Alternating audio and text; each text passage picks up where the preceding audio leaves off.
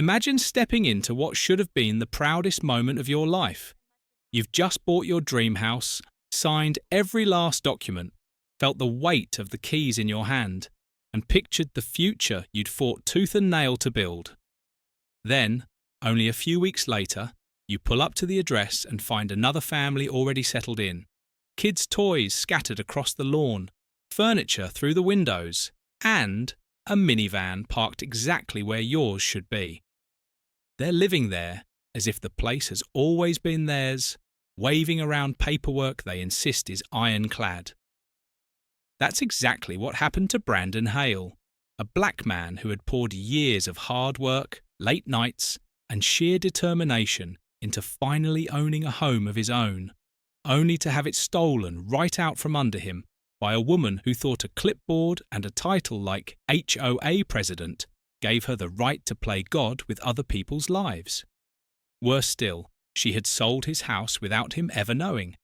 But today, she was about to discover she had chosen the wrong man, the wrong property, and the wrong lie to hide behind.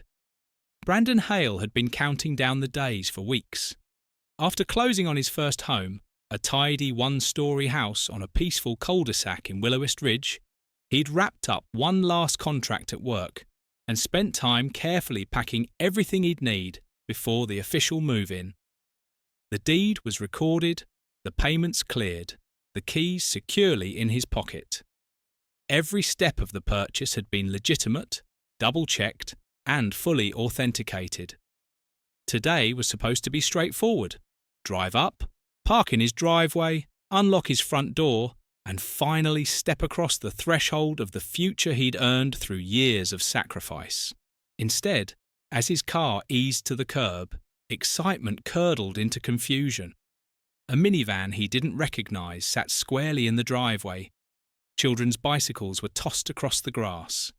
An unfamiliar welcome mat lay on the porch, and soft light glowed behind living room curtains he certainly hadn't chosen. Heart-pounding, Brandon pulled his suitcase from the trunk. Maybe the realtor had forgotten to remove a lockbox. Maybe some final contractors were inside finishing touch-ups. But when he climbed the steps and knocked, the front door swung open to reveal a woman he'd never seen before, her face registering shock. Two small kids peeked out from behind her legs. "Can I help you?" she asked, fingers tightening around a set of keys that looked disturbingly like his own. Brandon steadied his voice. "Yes, actually. This is my house." The woman's colour drained.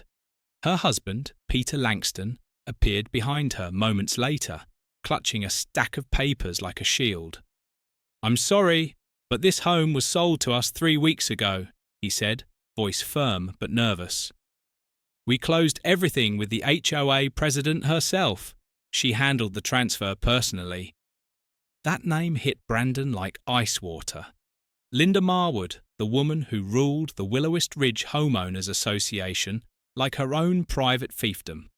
Before he could respond, the couple retreated inside, already dialing on their phone in hushed, urgent tones. Less than 3 minutes later, a white SUV screeched to the curb. Out stepped Linda Marwood, clipboard pressed to her chest, chin lifted high as if she personally owned the entire street. The moment Linda Marwood laid eyes on Brandon, her face twisted into a sour grimace, as if she'd just bitten into a lemon dipped in vinegar. "You again?"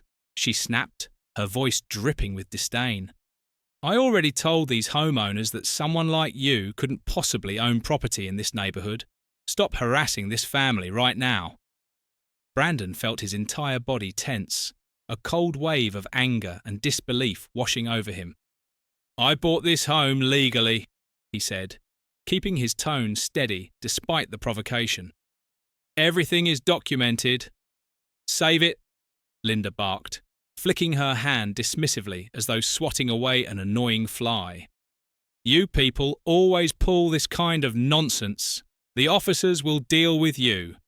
Without another word, she yanked her phone from her purse and punched in 911 with theatrical aggression, her voice rising loud enough for the entire street to hear. "Yes, there's an intruder here refusing to leave private property."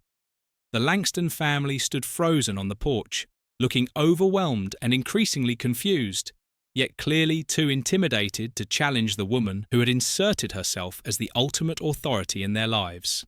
Have you ever poured everything into earning something fairly, only to watch someone try to rip it away through sheer audacity?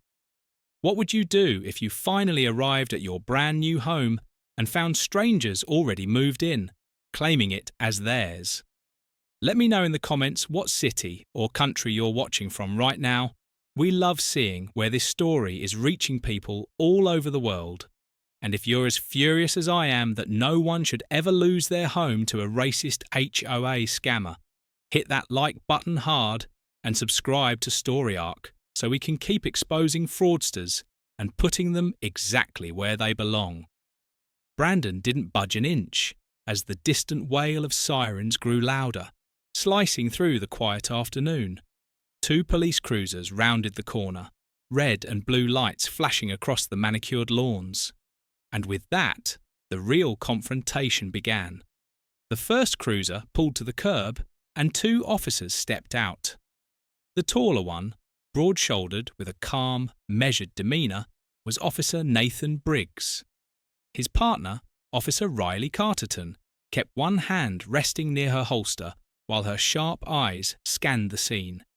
Linda practically sprinted toward them before they'd even cleared the walkway. "Officers, thank goodness you're here!" she cried, jabbing a finger straight at Brandon like he was some dangerous stray. "That man is trespassing and threatening these innocent homeowners. He refuses to leave." The officers turned their attention to Brandon. Officer Carterton spoke first, her voice firm but professional. "Sir, we need to figure out what's going on here. Do you live at this address?" Brandon raised his hands slightly in a non-threatening gesture. "Yes, ma'am. My name is Brandon Hale. I closed on this property a few weeks ago, and today is my official move-in day. I have no idea who these people are or how they got inside." Linda let out a loud, theatrical scoff. "Listen to him, just making it up as he goes. This house was abandoned, and as HOA president, I personally handled the legitimate sale to these fine folks." The Langstons exchanged uneasy glances. Peter Langston cleared his throat, his earlier confidence wavering. We were told the previous owner had forfeited the property. We paid in full. She provided all the paperwork." Officer Briggs stepped closer to Brandon. "Sir, do you have any proof of ownership, ID, closing documents, anything like that?" Brandon nodded and reached slowly into his bag, pulling out the thick folder he'd prepared right after closing. Inside were the original deed, transfer confirmations, bank wire records, and the official county-stamped purchase agreement. He handed the stack over without hesitation. The officers pored over the documents, flipping through pages, checking dates, signatures, and the unmistakable official seals. Linda rolled her eyes dramatically. "Those are obviously fake," she declared with absolute certainty. Officer Carterton shot her a sharp look. "Ma'am, please let us handle this." Next, they turned to the paperwork the Langstons reluctantly provided. What they held looked nothing like legitimate real estate records. Handwritten signatures that didn't align with any standard format, no county seal anywhere, and a supposed transfer letter printed on plain paper with only an HOA letterhead slapped on top. Officer Briggs's brow furrowed as he studied the pages. "Where exactly did you obtain these documents?" Peter swallowed hard. She gave them to us." Both officers pivoted toward Linda. Her posture went rigid, clipboard clutched tighter against her chest. I merely facilitated the sale because the property appeared vacant," she stammered. "It's within my authority as HOA president." "No," Officer Briggs said flatly. "It absolutely is not." Officer Riley Carterton's voice cut through the air like a blade. "No, it absolutely is not within your authority." In that instant, the entire atmosphere shifted. The Langston family took an instinctive step back, their eyes widening as the awful truth finally sank in. They had been thoroughly scammed. Linda's composure cracked. Her voice rose in pitch, shrill and desperate. "This is ridiculous. He's lying. They're lying. Everyone's lying except me." The two officers exchanged a brief, knowing glance. Then Officer Nathan Briggs spoke, his tone leaving no room for argument. "Ma'am, stay right where you are. We're going to need backup." Linda's face began to twitch uncontrollably, and she edged backward a single, hesitant step. Her breathing grew rapid and shallow as the officers subtly positioned themselves to either side of her. Officer Briggs raised his radio and calmly requested a fraud unit to the scene. The second he released the button, Linda spun on her heel and bolted toward her SUV. "Nope," Brandon muttered under his breath, moving swiftly to block her path down the walkway. "Ma'am, stop right there," Officer Carterton commanded, but Linda paid no attention. Clipboard tucked awkwardly under one arm, she lumbered toward her vehicle with the frantic, unsteady gait of someone who had never once needed to run in her life. Brandon reacted purely on instinct, stepping in and intercepting her just as her hand reached the driver's door handle. She recoiled, startled and furious. "Get out of my way," she shrieked, swinging the clipboard like a weapon. "I'm the HOA president. I can do whatever I want." "Not today," Brandon replied firmly, catching her wrist as she tried to shove past him. The officers were on her in seconds. Officer Briggs grasped her other arm, guiding it gently but decisively behind her back, while Officer Carterton snapped handcuffs into place. Linda let out an ear-piercing scream. "This is harassment. I'm protecting community standards. He's the trespasser. Arrest him." Neither officer so much as flinched at her performance now. Peter Langston stepped forward, clutching the stack of fraudulent papers with trembling hands. "Officer, we gave her our entire savings. Are you telling us none of this is real?" Officer Carterton nodded gravely. "I'm afraid that's exactly what I'm saying. These aren't legal transfer documents. You were deceived." Marissa Langston sank onto the porch steps, tears streaming down her cheeks as she pulled her children, Ellie and Toby, into a tight embrace. "We didn't know," she whispered. "We trusted her." Brandon exhaled slowly, a complicated mix of anger and empathy surging through him. "None of this is your fault," he said softly. "You were targeted just like I was." Linda continued thrashing and yelling until the officers steered her firmly toward the cruiser. As neighbours began gathering on their lawns, drawn by the commotion, her voice cracked with venom. "You all should be thanking me. I was keeping this neighbourhood safe. This community deserves better than him." "Enough," Officer Briggs snapped, and for the first time she fell silent. Backup arrived minutes later. Another cruiser, along with Detective Harmon Sloan, who immediately began separating everyone to take statements. Brandon handed over every document he had, walking the detective through the full timeline: the legitimate purchase, the final work contract that delayed his move-in, everything. The Langstons provided their receipts, text messages from Linda, and full access to their email threads. Detective Sloan studied the evidence carefully, his expression growing grimmer by the page. "This isn't just a misunderstanding," he said at last. "This appears deliberate." Glancing toward Linda, still cuffed in the back of the cruiser, he added, "And I have a strong suspicion this isn't her first time." He wasted no time. While uniformed officers kept watch over Linda, Detective Sloan requested access to the HOA's office records.